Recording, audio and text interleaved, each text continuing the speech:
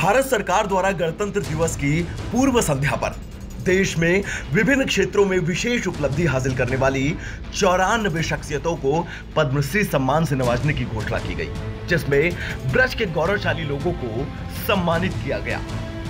राष्ट्रपति रामनाथ कोविंद ने मथुरा के संत रमेश बाबा को पद्मश्री सम्मान देने की घोषणा की।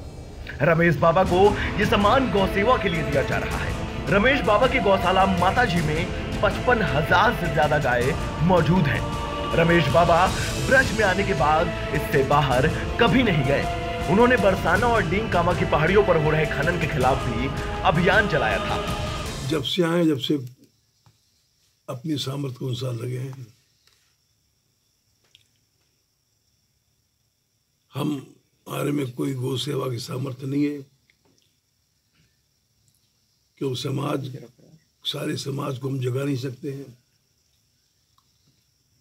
तो हमने विचार किया 2-4 गाय हम रख रहे हैं, खुद करें। तो उसमें प्रभु ने सफलता दिया।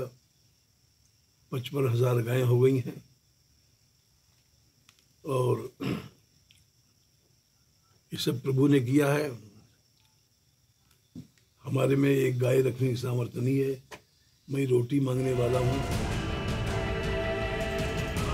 इन सब उपलब्धियों को देखते हुए सरकार ने पद्मश्री के लिए रमेश बाबा और लगभग 40 सुदेवी दासी का चयन किया है। गोवर्धन में जर्मन मूल की विदेशी महिला सुदेशी दासी विगत 40 वर्षों से घायल, बीमार एवं असहाय गायों की सेवा कर रही हैं। सुदेवी दासी की सुरभि नामक गौशाला में लगभग 1800 के करीब गायें हैं,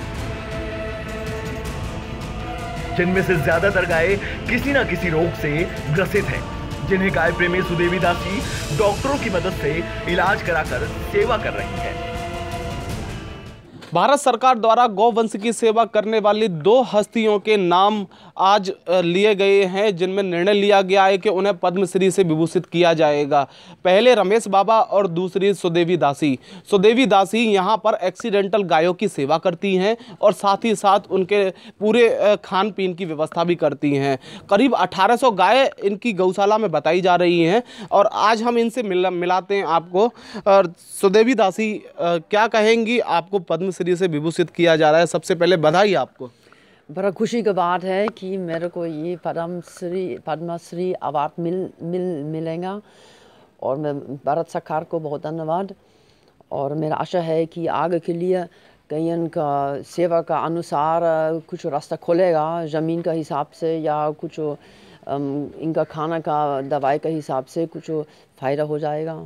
और मेरा रहने का भी विदेशी आदमी होने से मेरा रहने का परमिशन मिल जाएगा यहाँ। मेरे को यहाँ रहने के बाद बजन के बाप से यहाँ रहने लगे और यह बछड़ा रोड में पड़ा हुआ मिला। कोई पाम टूट गया, कोई खड़ा नहीं हो पाए, कोई खुटा से पकड़ा हुआ, तो इनको उतरने लगे।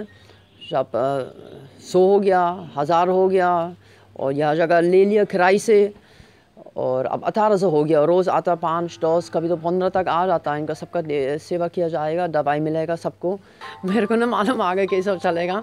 अब तो मैं इतने मालूम है, मना नहीं कर सकता क्योंकि रोज मन पड़ा है तो कुत्ता खाते और को आंख निकलता, कीड़ा पड़ जाता, बड़ा दुख से मर जाता। तो इसलिए हम नहीं कर सकता, हमें लाना पड़ता है। ये थी हमारे साथ में सुदेवी दासी, जिन्होंने पूरी स्थिति बताई कि किस तरीके से ये भारत में आई और आने के बाद में कैसे इनके अंदर एक प्रेरणा जागरूक हुई कि हमें गौवंश के लिए ही काम करना है।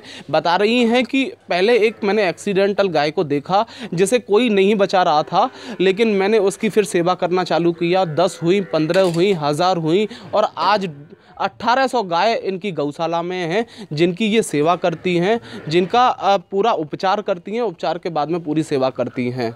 मथुरा से समाचार सिटी 24 के लिए ऋषभ कौशिक।